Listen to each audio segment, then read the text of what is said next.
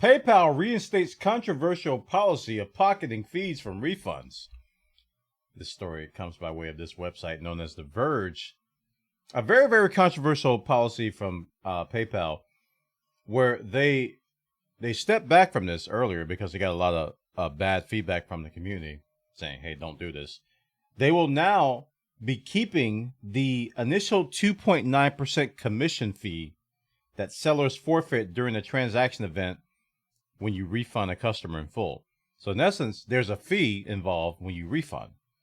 And in the past, well, before they rolled it back, the seller would get that money back. So you would have to pay a fee up front to do the refund, but then you would get it back. Now PayPal is going to pocket that fee and you will not get it back. And it's kind of controversial.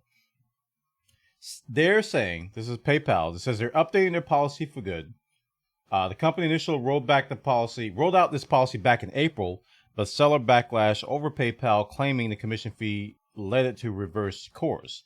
Now they're saying they're going to update it again for good, citing its cost structure and claiming the approach to refunds is in line with industry practice. Sellers are, again, up in arms over the change, with some claiming that it is not in fact the case, that the online payment processing industry handles refunds like this. And there's some tweets that are being cited here.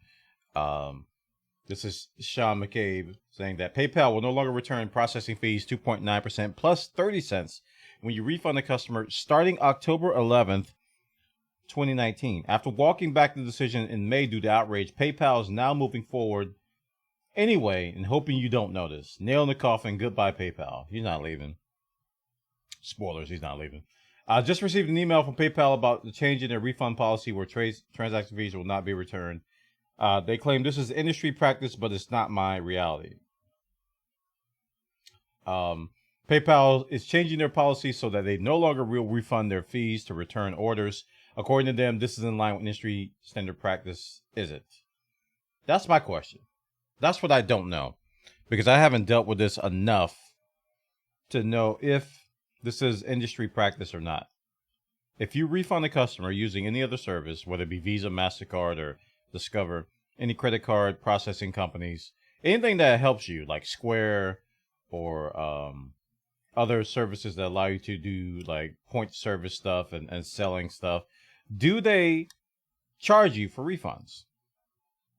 Is it standard to charge you for refunds? And if they do give you a refund price, is it non-refundable? I think that's the key here. It says, earlier this year, PayPal updated its user agreement to change our refund policy in line with industry practice. According to our update policy, we will not charge fees. We do not charge fees to process refunds, but when the seller refunds a transaction to a buyer, the fees originally paid will not be returned to the seller. That's the statement there. But there's nowhere in this article, and I can't find anything, where other competitors of PayPal are actually doing that. They say it's in line with the industry, which is code for other companies are doing it too. But I can't find anything like that. But we're going to be following this one closely. Thankfully, I haven't had to do this very often, but when I do refunds, there is a fee involved. There is a fee. And in the past, it used to be, pocketed by PayPal, and then they reversed it, saying that they weren't going to do it anymore, and now they're going to do it again. It's one of those things, man. Check it out over on TheVerge.com. They got the details. Next story. Clicking it. A dentist made a game in Microsoft Paint, and it's terrifying. World of Horror is what happens when you mix Junji Ito with H.P. Lovecraft. These are a bunch of words. Look at this. The scariest thing about World of Horror might be the fact that it's being lovingly crafted by a part-time dentist. Powell Kozimski is the sole creator of World of Horror. That just looks terrifying in itself. Just that face there. He also practices dentistry in Poland, splitting his time between poking at people's molars and placing pixels in the perfect spots using MS Paint. My goodness. It plays out in 5 short stories set in a seaside village in 1980s Japan. I would play the trailer. We'll play the trailer. No music, though, because I don't want to get rip vodded.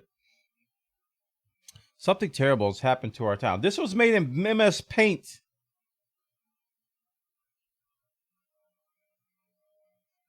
No place is safe. Ah. Do you know how long it would take to do this in paint? He drew every frame in paint. I wonder how he combined them all, though. He probably could do that in paint, though. That's not possible. Is it?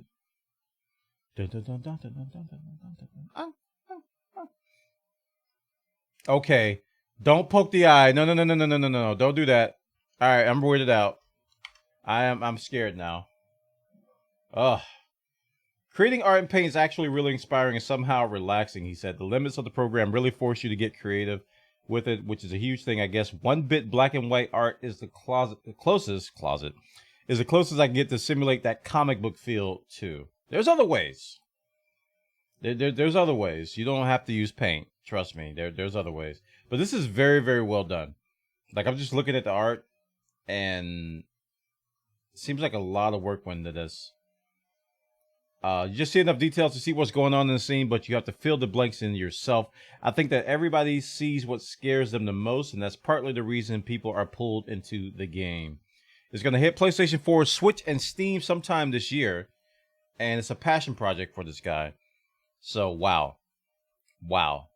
That's scary, man. A dentist. He's familiar with the horror. He is. Check it out, guys. Over in the gadget, they got the details about this MS Paint horror game of horrors, man. Okay, so we talked about this, or we showed this on our stream, the Impossible Burger.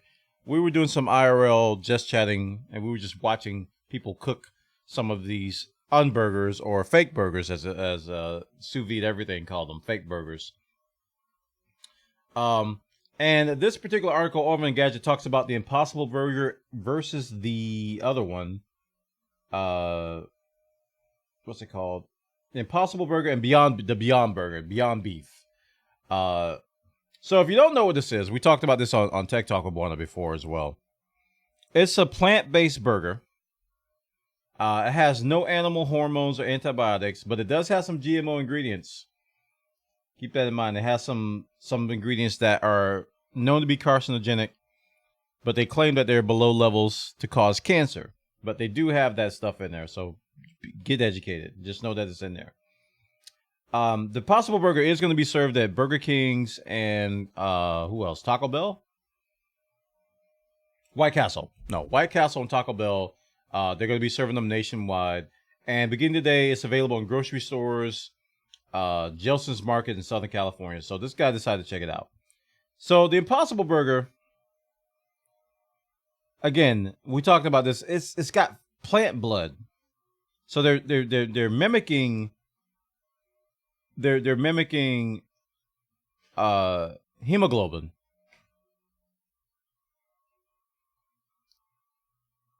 Somehow. Which is giving it the flavor. I'm pretty sure that's what's giving it the flavor, because that's what makes beef is blood. I think people who understand when they eat like veggie burgers and soy burgers and stuff, it's missing something. It's missing blood. So what they did was that they made plant blood. They say, all right, we'll get around that blood issue. We'll just cut a plant a certain way and have it bleed. Oh man. But anyway, this is what it looks like. And it looks like beef.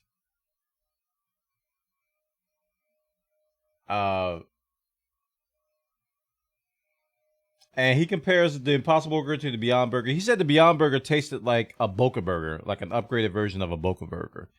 And the Impossible Burger, he says, is really, really good. And this is one of the things that surprised me, because I was watching Sous Vide Everything. It was a really good YouTube channel. And Ninja, one of their taste tester guys, he tasted the Impossible Burger and he was going crazy over it. He's like, this is so good. And the host was just shocked. He was like, because it's a fake burger. It's not a real burger. And he was like, and they're all carnivores. They eat steaks and all kinds of stuff. And he couldn't believe that the guy actually liked it. And then he tried it, and you could tell he was kind of sad that he actually liked it. He was like, I can't deny this is actually kind of good. So it's getting rave reviews. The thing that bothers me, you know, the GMO stuff is one thing. That's a whole nother thing. But plant blood, I can't wrap my arms around plant blood, chat. That just sounds so wrong. Because blood has a lot of meaning and a lot of stuff. I'm just gonna say stuff. And the fact that they managed to come up with plant blood kind of frightens me a little bit. I'm a little bit scared by that. I'm a little bit taken aback. But these things are not cheap. So you're like, man, this is a great healthy way to eat. You don't have to eat meat. You can just have the Impossible Burger. Wow. What's it going to cost? 75 cents per ounce.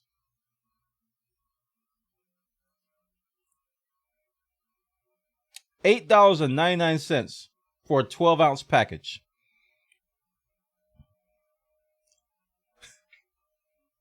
This is it's not even cooked. So I don't know how Burger King and these guys are going to make money off of this. Well, actually, I hear it. They're talking about it here. The $8.99 package works out to be $3 per quarter-pound burger, which is a deal compared to the $6 Impossible Whopper. An absolute steal compared to the double-digit prices found at some restaurants. Umami charges $16. And admitted using 2 patties rather than 1. Yeah. That's a little bit too expensive for Bwana. I can't afford it.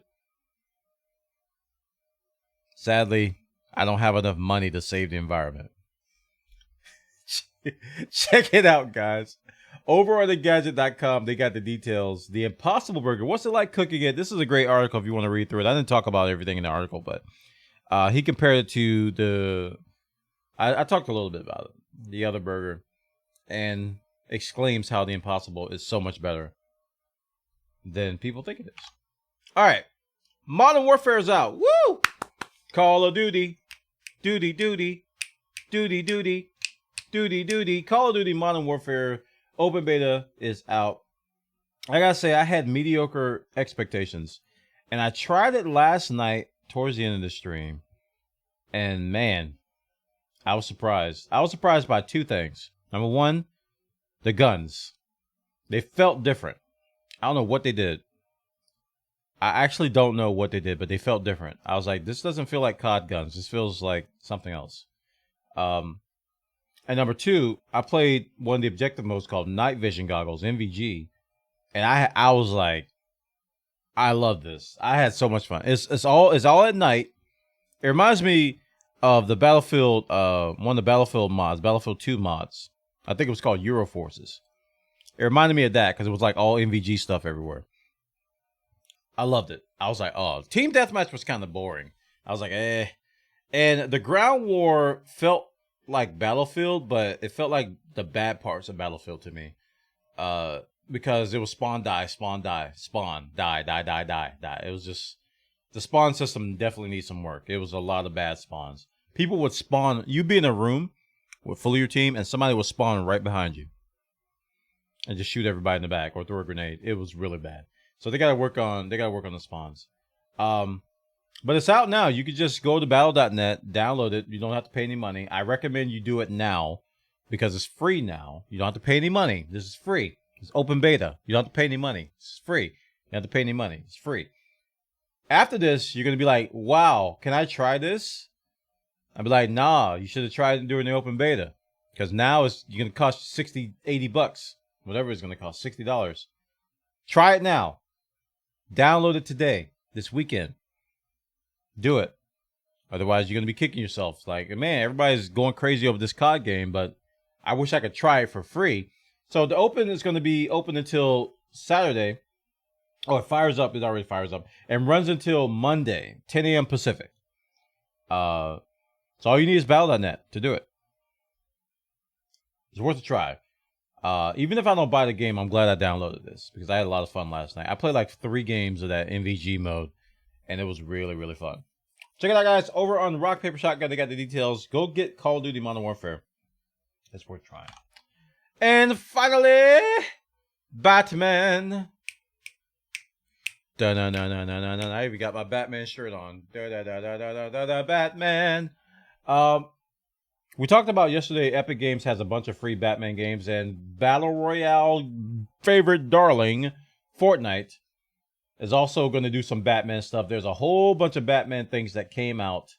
Let's watch. I ain't got time for you. Well, actually, they might not care.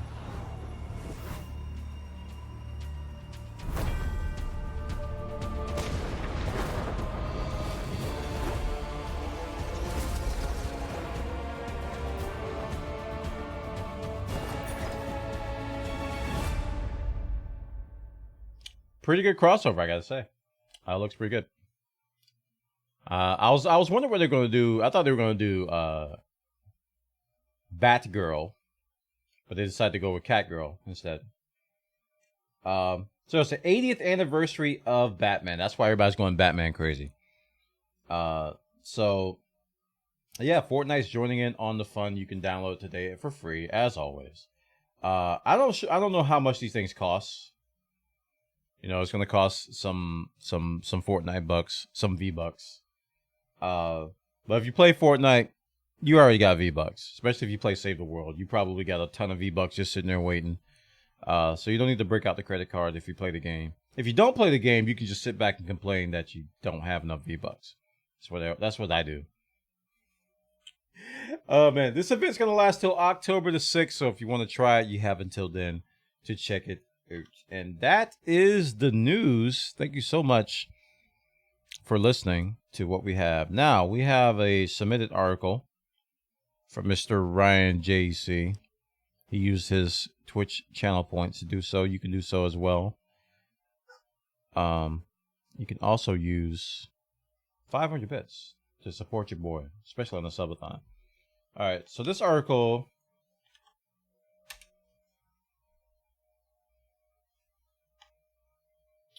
there we go. This article. Here's what Minecraft would look like as an RTS, a 3D artist application to Mojang included an actual game prototype for Minecraft Tactics.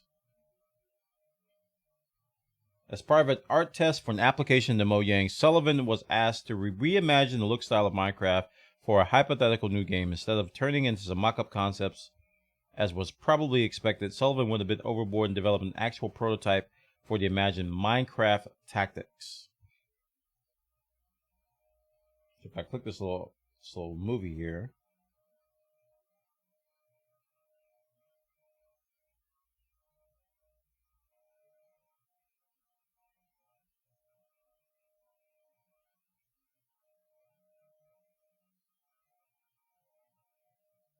okay. Resource gathering is one of the main mechanics of any RTS, so what happens would be the core gameplay Minecraft mining. Therefore, it was super easy to make this connection and maintains Minecraft game's flavor, but in a whole new way. Chop, chop, chop.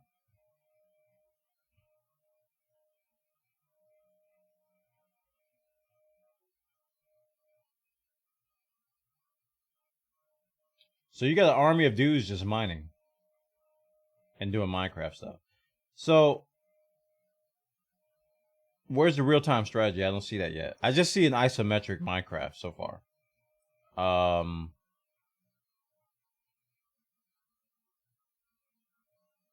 don't think he knows what RTS means.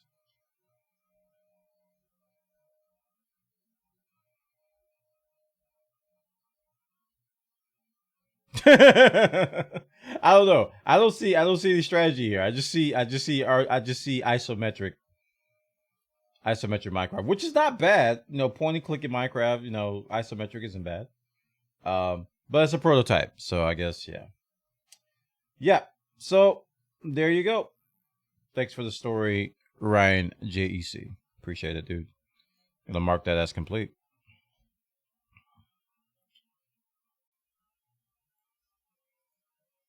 And that's the news.